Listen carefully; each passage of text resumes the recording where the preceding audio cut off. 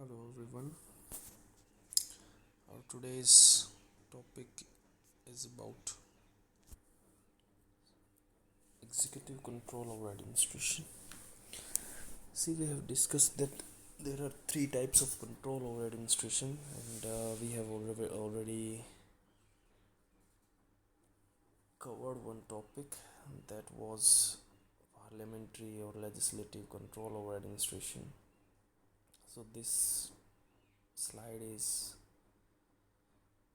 describing what is exactly executive control is. So executive का मतलब देख लेते हैं क्या होता है पहले। कार्यपालक, ठीक है। कार्यपालक का नियंत्रण प्रशासन के ऊपर या कार्यपालिका का नियंत्रण प्रशासन के ऊपर। हमने पिछली बार जो किया था वो थी संसद कैसे एडमिनिस्ट्रेशन पर, प्रशासन पर नियंत्रण रखती है। ऐसे ही कार्यपालक कैसे प्रशासन पर नियंत्रण रखते हैं। कार्यपालक कौन है? दो लोग हैं कार्यपालक, दो टाइप के, two different types of executives are there, जो आपको पता होने चाहिए। उनकी टाइप्स के नाम हैं, एक है नॉन परमानेंट एग्जीक्यूटिव, एक है परमानेंट एग्जीक्यूटिव, ठीक है। नॉन परमानेंट का मतलब है अस्थायी कार्यपालक, का मतलब है जो पूर्ण रूप से स्थायी नहीं है।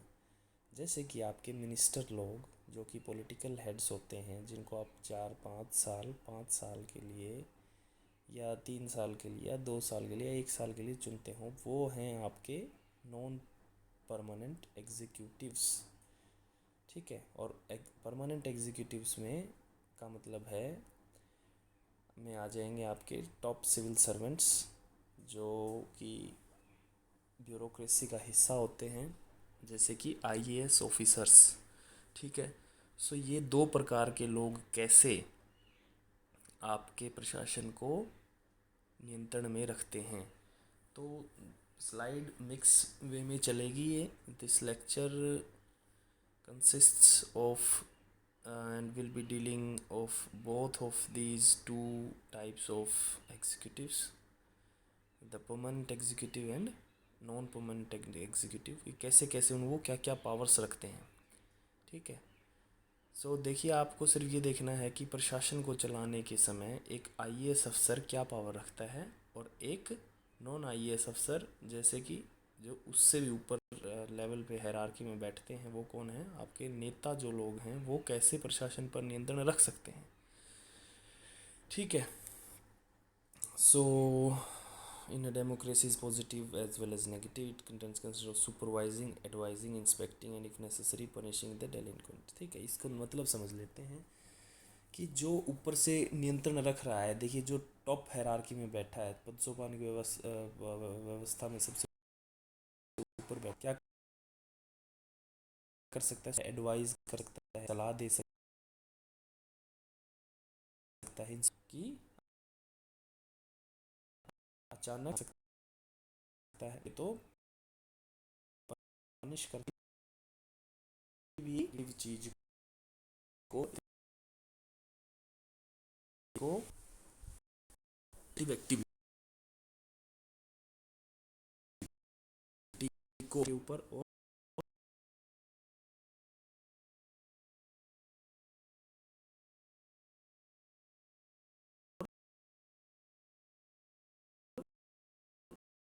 एक control administrative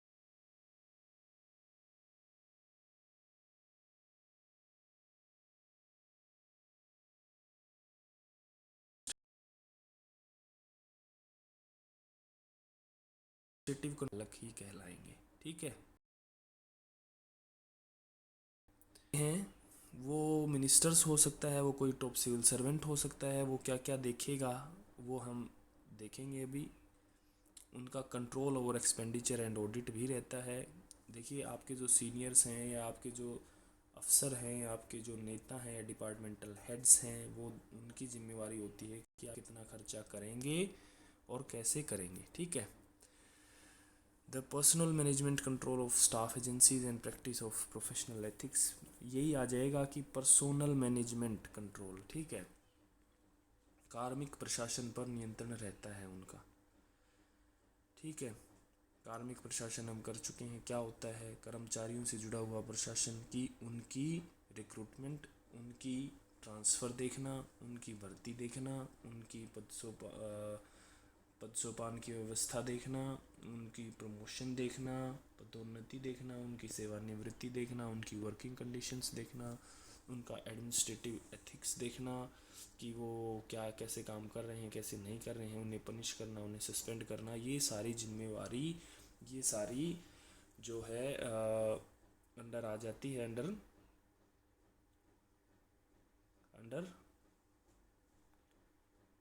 executive control. Each minister is individually in charge of a portfolio. हर एक मंत्री के पास एक इंडिविजुअल अपना इंचार्ज होता है, वो डिपार्टमेंट का हेड होता है। हो सकता है उसके पास एक और दो डिपार्टमेंट हो, as it is written here.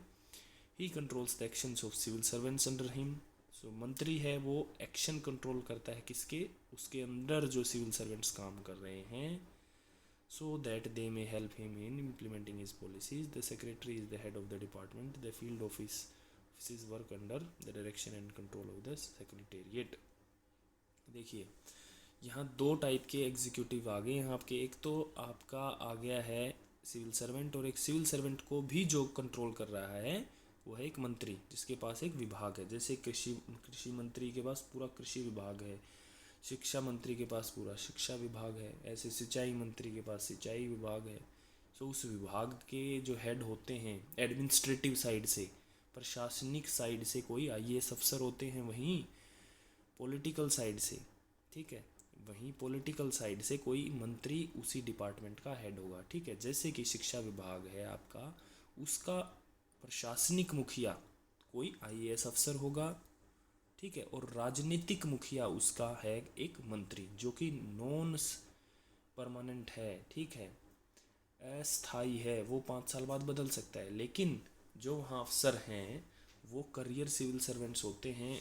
ठीक है, वो परमानेंट एग्जीक्यूटिव्स में आते हैं। सो दोनों ही लोग, दोनों ही ये टाइप के लोग क्या क्या कर सकते हैं प्रशासन के ऊपर।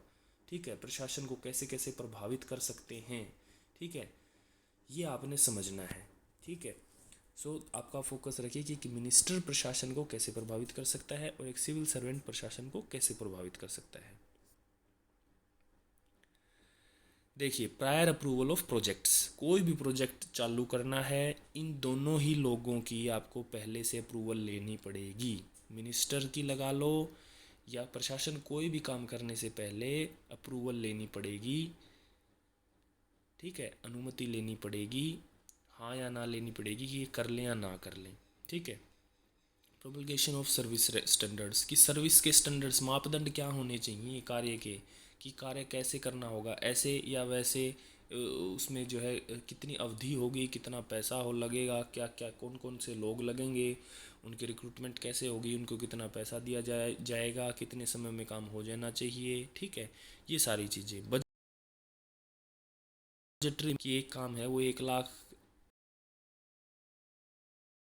में होना चाहिए, या 2.5 की कितना हो एग्जीक्यूटिव की होती है। ठीक है, अब ना डिसाइड करना ही नहीं होना है, फिर कितने जाना है, कैसे स्टैंडर्ड होने चाहिए ना एग्जीक्यूट है,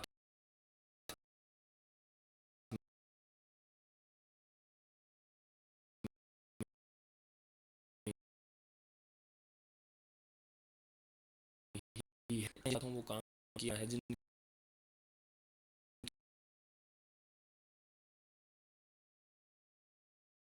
वगैरह, या कितने कितने लोगों के हाथों से गया। ऑडिट का आपका मतलब आपको पता है, इंस्पेक्शन की भी जिम्मेवारी लगाया था वही लोग हैं।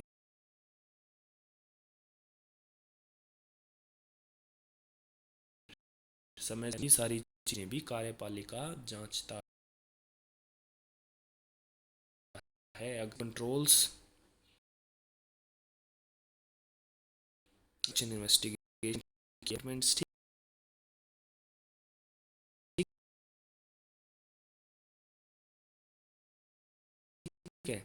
ठीक है। हालांकि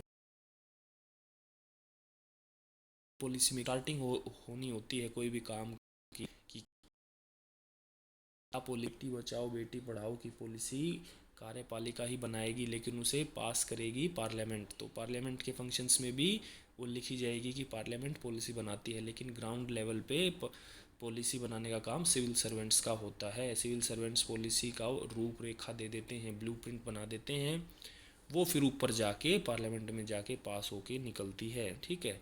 सो एग्जीक्यूटिव का काम होता है पॉलिसी मेकिंग का, पॉलिसी पे डिसीजन लेने का, पॉलिसी के लिए पर्सोनल मैनेजमेंट देखने का कि कैसे कैसे लोगों की अपॉइंटमेंट करनी है, यानी उसके लिए कितना बजट सेट करना है, उसकी सर्विस स्टैंडर्ड्स क्या होने चाहिए, उसका एनवायरनमेंट क्या होना चाहिए, ये सारी चीज़ें एग्जीक्यूटिव कंट्रोल के हाथों में होती है। ठीक है। The finance ministry of the government of India exercise budgetary control over administration.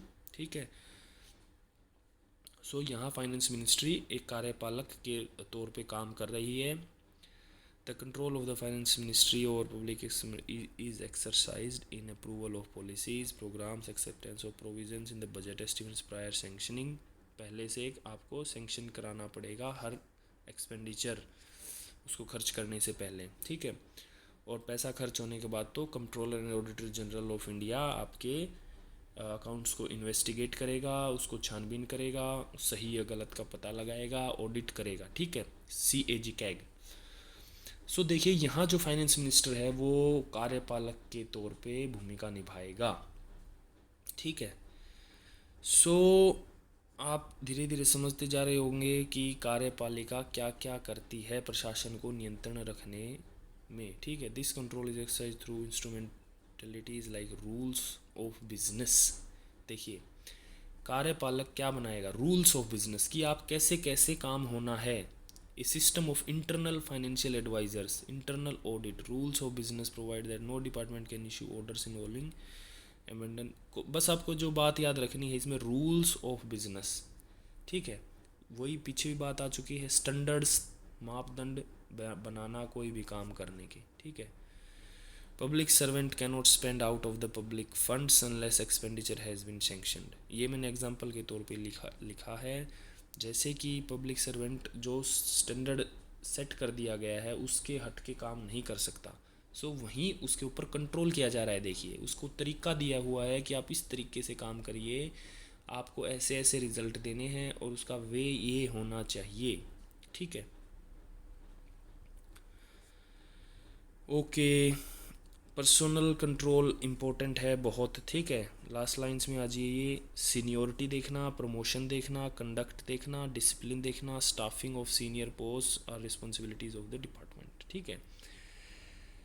सो देखिए ये सारी चीज़ें एग्जीक्यूटिव कंट्रोल में आती हैं। कार्यपालिका ये देखती है कि भाई ये काम करवाना है हमने। ठीक है। उसके लिए क्या अभी हमारे पास इतने लोग हैं सरकार में जो वो काम कर देंगे, हैं तो उनको ड्यूटीज़ दे दी जाएंगी, नहीं होंगी तो उनकी भर्ती करी जाएगी, रिक्रूटमेंट की देखी जाएगी। ठीक है। फिर देखी जाएगी किन किन को, कौन कौन से लोग सीनियर्स हैं, कौन कौन को प्रमोशन करना है, उनका कंडक्ट कैसा होना चाहिए, उनको डिसिप्लिन कैसा होना चाहिए। ठीक है। जिम्मेदारी देते वक्त उनका उनका जो है चाल चलन, उनके एथिक्स, उनके लिए उनके करप्शन केसेस, ये सारे भी देखे जाते हैं। सर्विस करियर रिकॉर्ड के अंदर लिखे जाते हैं कि एक आदमी के ऊपर कोई मुकदमा तो नहीं है तो उसके ऊपर उसको सस्पेंड करना है, डिसमिस करना है, रिटायर करना है, अर्ली रिटायरमेंट देनी है। ये सारी चीज़ें कंट्रोल की एग्जीक्यूटिव कंट्रोल में आ जाती हैं। ठीक है। सीनियोरिटी के बेस पे प्रमोशन करनी है, ट्रांसफ़र्स, इसके अंदर आप देखिए यहाँ से पॉइंट्स लिखिए, रिक्रूटमेंट करनी, ट्रांसफ़र करना अनदर पॉइंट, प्रमोशन करना अनदर पॉइंट, अपॉइंटमेंट देना अनदर पॉइंट, और उसकी सस्पेंड कर देना उसको अगर वो इनएफिशिएंट है तो अनदर पॉइंट, डिसमिस कर देना। ठीक है। Complete removal from the service वो अनदर पॉइंट है, रिटायर कर देना अलग पॉइंट है। ठीक है। अर्ली रिटायरमेंट अलग पॉइंट है। सो ये सारी चीज़ें देखिए उसको रिवार्ड देना, मोटिवेट करके प्रमोशन दे देना, और उसको डिमोट कर देना, मतलब उसको डिसमिस सस्पेंड कर देना, वो भी अलग पॉइंट है। ये सारी चीज़ें कौन कर सकता है? एग्जीक्यूटिव के पास ये पावर होती हैं, कार्यपालिका के पास पावर होती हैं प्रशासन में ये सब करने के लिए। ये सब चीज़ों से अगर हम करेंगे तो क्या होगा? प्रशासन कंट्रोल में रहेगा, नियंत्रित रहेगा। ठीक है, बेसिकली ये समझाया जा रहा है इधर। Executive control administration means the control exercise by the chief executive. Chief executive यहाँ कौन है? पॉलिटिकल एग्जीक्यूटिव है। ठीक है, इंडिया में चीफ एग्जीक्यूटिव में कौन आ जाता है? कैबिनेट आ जाती है, उसके मंत्री आ जाते हैं। ठीक है, ये बात सबको पता है। Ministerial responsibility is basic feature of parliamentary government. आपने सुना होगा मूवीज़ में मंत्रियों को कहते हुए, अफसरों को डांटते हुए कि जवाब तो हमें देना पड़ता है। ठीक है, वो जवाब कहाँ? संसद में हमसे सवाल पूछे जाते हैं कि आपके डिपार्टमेंट में ऐसा कैसे हो गया, आपके अफसरों ने ऐसा कैसे कर दिया। तो अफसरों को रिप्रेजेंट करते हैं आपके मंत्री लोग। ठीक है, ओपोजिशन वाले सवाल पूछते हैं। सो एग्जीक्यूटिव कंट्रोल के अंदर सबसे टॉप हायरार्की में आ जाते हैं पॉलिटिकल एग्जीक्यूटिव, राजनीतिक कार्यपालक, और वो कौन होते हैं? आपके मंत्री। और सबसे सुपीरियर मंत्री में आ जाते हैं कैबिनेट के मंत्री, यानी मंत्रिमंडल के मंत्री, जो कि कुछ एक मंत्री होते हैं selected favourite ministers of the prime minister, या चीफ मिनिस्टर कह लीजिए अगर स्टेट्स की बात करें तो।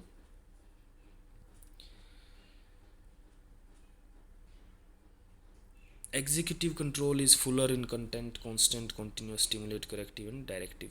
एग्जीक्यूटिव कंट्रोल लास्ट लाइन देखिए किस प्रकार का होता है। कंटेंट कांस्टेंट होता है, निरंतर बना रहता है, स्थायी रहता है, कॉन्टीन्यूस रहता है, स्टिमुलेटिंग रहता है, करेक्टिव रहता है। अगर गड़बड़ी कर देता है तो अपने आप को तुरंत करेक्ट कर लेता है। और डायरेक्टिव दिशा निर्देशक रहता है कि ऐसा करिए वैसा करिए, गलत हुआ तो तुरंत को करेक्ट कर लिए, दूसरे को स्टिमुलेट करता रहता है, निरंतर बना रहता है और स्थायी तौर पे बना रहता है। वो होता है एग्जीक्यूटिव कंट्रोल। आप देखेंगे रोज़ अभी in the time of this virus thing, रोज़ गवर्नमेंट से कुछ ना कुछ नई डायरेक्शन आती रहती है। अब ये करिए, अब ये करिए, अब से ये नहीं होगा, ये नहीं होगा। ये कौन कर रहे हैं? ये एडमिनिस्ट्रेशन को प्रभावित कर रहे हैं। छोटे छोटे एक नोटिस निकल आता है चीफ सेक्रेटेरिएट की तरफ से, या अनिल विज की तरफ से, होम मिनिस्टर की तरफ से। ठीक है, तो वो क्या है? कंट्रोल करने की कोशिश कर रहे हैं कि अब से ऐसा होगा, अब से लॉकडाउन लगेगा, अब से नहीं लगेगा, कितने बजे से लगेगा, या एक हफ्ते का लगेगा या एक महीने का लगेगा। So this is all about executive control over administration. और एग्जीक्यूटिव कंट्रोल में पॉलिटिकल एग्जीक्यूटिव ट्राई कर रहा है सारे प्रशासन को नियंत्रित रखने की, डायरेक्शन देता रहता है अपने आप को। जैसे आज एक नोटिस डला, वो नोटिस कल उसकी ज़रूरत नहीं पड़ी, एक और रिवाइज्ड नोटिस डलेगा कि अब से ऐसा नहीं होगा, कल जो कहा था अब से ऐसा नहीं होगा, अलग तरीके से होगा। सो ये हो गया ना करेक्टिव। और कॉन्टीन्यूस भी हो गया कि निरंतर चलता रहता है। ठीक है, और दिशा निर्देशक हो गया। Okay, policy direction, policy making सबसे बड़ा बात है कि मिनिस्टर्स जो हैं वो पॉलिसी बनाते हैं, जो है नीति बनाते हैं। कि नीति का मतलब है जिस नीति के तहत काम होगा, जिस नीति के तहत आपका देश आगे बढ़ेगा। Departmental official are directly totally responsible to the minister. Last line देखिए, ये समझ में आ रही है। ऑफिसर जो होते हैं डिपार्टमेंटल हेड्स, जो आईएएस ऑफिसर, सिविल सर्वेंट्स होते हैं, वो मिनिस्टर को रिस्पॉन्सिबल होते हैं। बजट के बारे में मैं पहले ही बता चुका हूँ। अब मिनिस्टर के पास क्या क्या पावर है देखिए, पॉलिसी को बनाने की, डायरेक्ट करने की, सुपरवाइज करने की, नियंत्रण, कोऑर्डिनेट्स करने की, कोऑर्डिनेशन बनाए रखने की।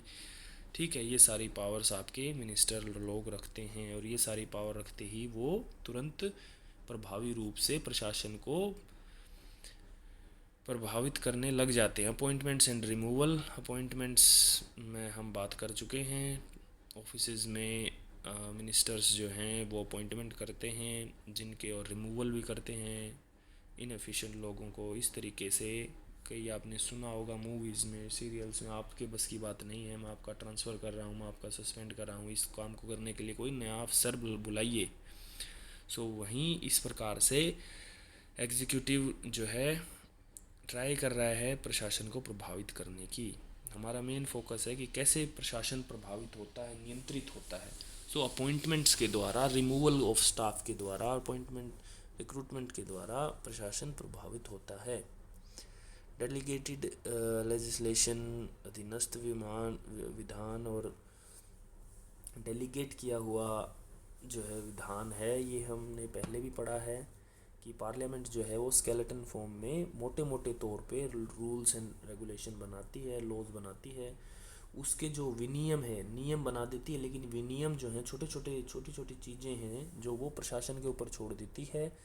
हर चीज़ को प्रैक्टिकली पार्लियामेंट के द्वारा पास करवाना, लॉ बनाना इम्पॉसिबल है। सो सारी जो पावर एग्जीक्यूटिव के पास आ जाती हैं छोटे छोटे नियम बनाने की। सो ये बहुत बड़ी पावर होती है डेलीगेटेड लेजिस्लेशन, जिसके तहत एग्जीक्यूटिव बहुत पावरफुल हो जाता है और प्रभावी हो जाता है और नियंत्रण करने लग जाता है प्रशासन के ऊपर। सिविल सर्विस कोड, ये वही बात है कि किस तरीके से आपकी सिविल सर्विसेज काम करेगी, सिविल सर्वेंट्स का एथिक्स क्या होंगे, सिविल सर्वेंट्स के स्टैंडर्ड्स क्या होंगे, एक उनका प्रोसीजर क्या होगा, कोड ऑफ कंडक्ट क्या होगा, ठीक है, वो किस तरीके से काम करेंगे, नहीं करेंगे, ये सारे डिसीजन लेना भी एग्जीक्यूटिव के हाथ में है। स्टाफ एजेंसीज पे कंट्रोल रखना भी एग्जीक्यूटिव के हाथ में होता है, ये भी आप पॉइंट लिख सकते हो। सो दो प्रकार के पॉलिटिकल और परमानेंट एग्जीक्यूटिव होते हैं आपके देश में। ऐसे तो लिखने टाइप्स ऑफ एग्जीक्यूटिव में आप दो और लिख सकते हैं, real and nominal. Real executive में आपके आ जाएंगे प्राइम मिनिस्टर, और नॉमिनल एग्जीक्यूटिव में आ जाएंगे आपके प्रेसिडेंट, नाम मात्र मुखिया प्रेसिडेंट, जिसको रबर की स्टेम भी बोला जाता है, जिसका सिर्फ नाम यूज़ होता है। ऐसे ही स्टेट्स में गवर्नर हैं आपके नॉमिनल एग्जीक्यूटिव, और रियल और प्रैक्टिकल एग्जीक्यूटिव हैं चीफ मिनिस्टर। ऐसे ही यूनियन गवर्नमेंट की बात करें, so prime minister of India is the real and practical head of the nation, and president is the nominal head. So this is it.